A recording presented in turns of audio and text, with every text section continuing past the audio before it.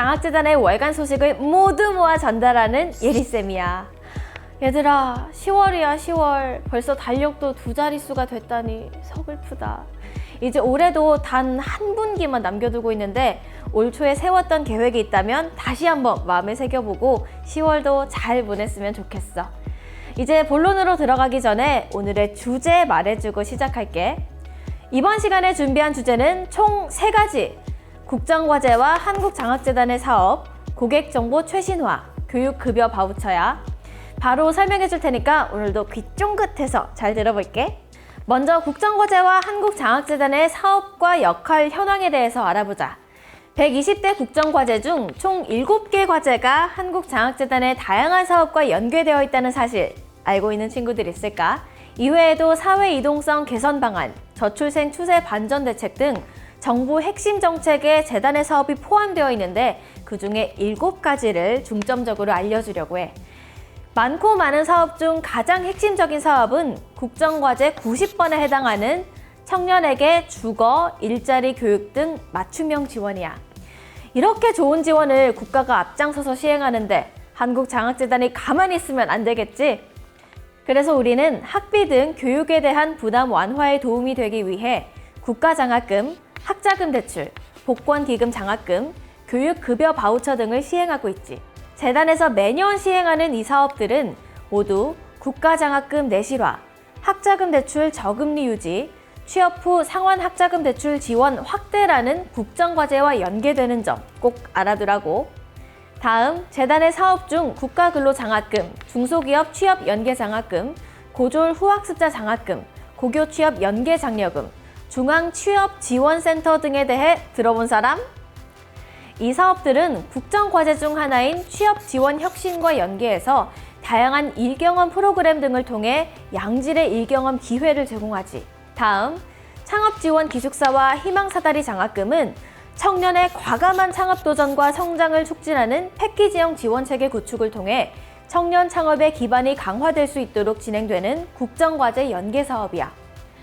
국정과제 90번에서 알려줄 마지막 내용은 미래 역량 강화를 위한 지원인데 재단에서는 대통령 과학장학금, 대학원생 대통령 과학장학금, 이공계 우수장학금, 전문기술 인재장학금 등을 시행하고 있어.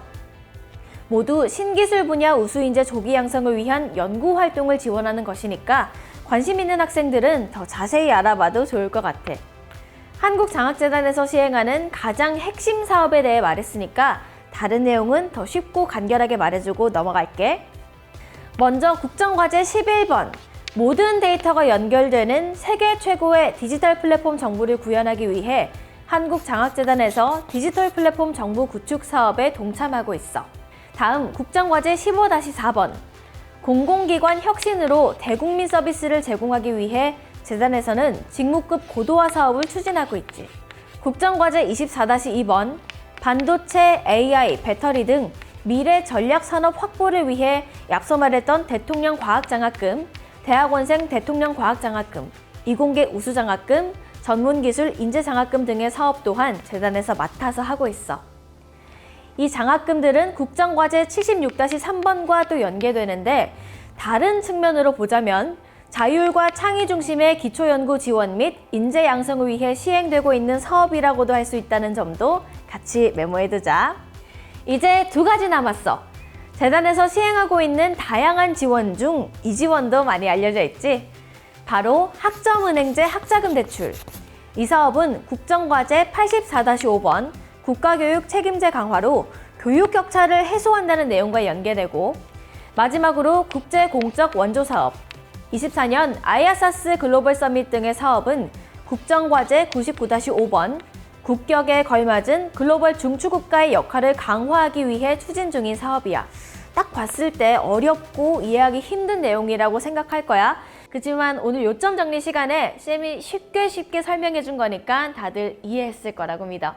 왜냐면 쌤이 설명을 기가 막히게 잘하거든.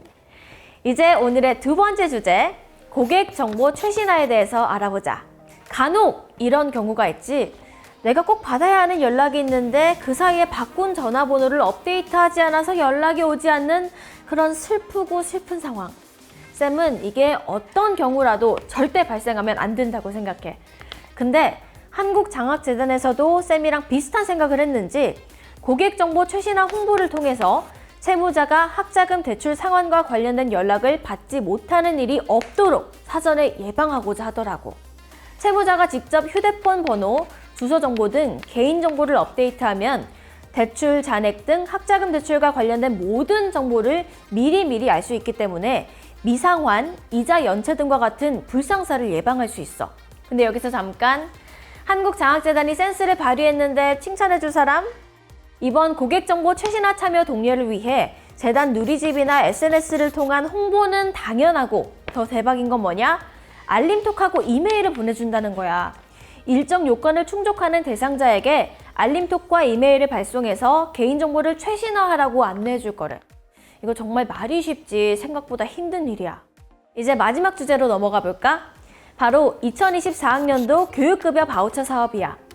2024학년도 교육급여 바우처는 교육활동 지원비를 바우처 형태로 지원해 교육급여 수급권자가 다양한 교육활동에 집중해서 교육활동 지원비를 사용하도록 지원하는 사업이지.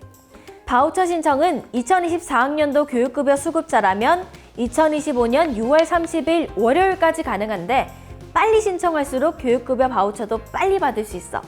여기서 계속 수급자 중 24학년도 바우처 자동 신청 완료자는 따로 신청을 진행하지 않아도 된다는 점도 유의하자. 그럼 이제 신청 방법도 당연히 알아야겠지? 신청은 교육급여 바우처 누리집을 통해 온라인 접수가 가능한데 만 14세 이상 교육급여 수급자라면 본인이 신청하고 그게 아니라면 보호자가 대리 신청해야 돼. 참고로 한국장학재단에서 마련한 누리집 주소 칠판에 적어뒀으니까 더 쉽고 편리하게 접속할 수 있겠지? 누리집에 들어가면 가장 먼저 신청권자를 선택하면 되는데 앞에서 말했듯이 만 14세 이상인 학생들은 본인이 신청하면 되고 대리 신청은 부모님이나 시설 대표자 등이 진행하면 되는 거야. 신청권자를 선택했다면 개인 고유 식별 정보, 수집 이용에 대한 안내 등을 꼼꼼하게 읽어보고 개인정보 사용 등에 동의하면 돼. 이 내용에 동의하지 않는다면 바우처 신청이 어렵다는 점도 알아두라고. 다음은 지급수단 선택이야. 신청자가 가지고 있는 신용카드나 체크카드의 카드사 또는 간편결제 또는 김영식 선불카드 중에 자유롭게 선택하면 돼. 단, 김영식 선불카드로 바우처를 받을 경우라면 선불카드 신청하기를 통해 반드시 신청인 기준의 선불카드를 미리 신청해야 바우처 지급이 가능하다는 점 별표 밑줄 쫙 긋자고. 그리고 우리가 아직 하지 않은 게 있지. 바로 가장 중요한 본인인증. 신청인 정보 입력과 간편인증, 공동인증서, 금융인증서, 휴대폰 인증 등 본인 인증 수단을 통해서 신청인 본인이 맞는지 확인하는 절차를 거쳐야 돼. 그리고 다음 단계에서 지원 대상 학생의 지원 가능 여부와 신청인 정보를 함께 확인할 수 있으니까 참고하자. 이 과정을 모두 문제없이 거쳤다면 다시 한번 꼼꼼하게 신청 정보를 확인한 후에 신청 완료를 누르면 돼. 어때? 간단하지? 바우처가 배정된 이후에는 신청 취소와 지급 수단을 변경할 수 없으니까 간단하더라도 항상 신중하게 신청해야 돼. 신청 완료 후에 바우처를 받으면 2025년 8월 31일 일요일까지 사용할 수 있어. 하지만 여기서 주의할 점은 내년 8월 31일까지 사용하지 않은 바우처 포인트는 전액 회수할 예정이니까 그 전에 반드시 잊지 말고 꼭 사용하자. 그럼 여기서 무조건 알아둬야 하는 2024학년도 교육급여 바우처 지원 금액도 알려줄게. 초등학생, 중학생, 고등학생 이렇게 학교 급별로 차등 지원 중인데 쌤이 말하는 금액은 1인당 연간 지원 금액인 점도 기억하고 잘 들어. 초등학생은 46만 1,000원, 중학생은 65만 4,000원, 고등학생은 72만 7,000원. 어때? 이 정도면 수업시간 준비물이나 필기구 사는데 넉넉하게 사용할 수 있겠지? 그런데 지원 금액은 매 학년도마다 변경될 수 있다는 점도 역시 알아둬. 이렇게 교육적인 목적이라면 얼마든지 사용 가능한 바우처 포인트는 신청 방법에서 언급했던 신용카드나 체크카드로 지급되고 카드 발급이 어려운 경우에는 예외적 지급 수단으로 김영식 선불카드 형태의 전용카드 또는 간편결제 페이코를 통해 지원하는데 여기서 말하는 예외적 지급수단은 저신용, 카드사의 거절 등의 사유로 카드 바우처 지급이 곤란한 경우에도 선택할 수 있어. 이 말은 곧 저신용 등으로 신용카드 발급이 제한된 사람이라도 본인 인증만 한다면 지원받을 수 있다는 거니까 나는 못 받겠다 하면서 포기하지 말고 신청해야겠지? 김영식 선불카드의 경우는 신한카드에서 카드사 특송 서비스를 통해 신청인 주소로 배송해주고 본인이 직접 카드를 수령하면 다음 날 바우처 배정이 완료되니까 2023학년도보다 더 편리하게 사용할 수 있다는 점도 알아두자. 우리 이런 지원 사업 있으면 최대한 혜택 받고 더 여유롭게 학교 다녀보자고. 자, 오늘은 이렇게 국정과제와 한국장학재단의 사업, 고객정보 최신화, 교육급여 바우처에 대해 수업을 진행해봤어. 어때? 모두 유익한 소식이었지? 쌤도 학교 다닐 때 이런 소식을 많이 접해보고 다양한 지원을 받았어서 그런지 너희들에게 더 좋은 지원 사업을 놓치지 않고 다 알려주고 싶어서 엄청 노력 중이야. 이런 쌤의 마음이 너희에게 꼭 닿기를 바라고 우린 다음 달에 또 행복하게 볼게. 안녕!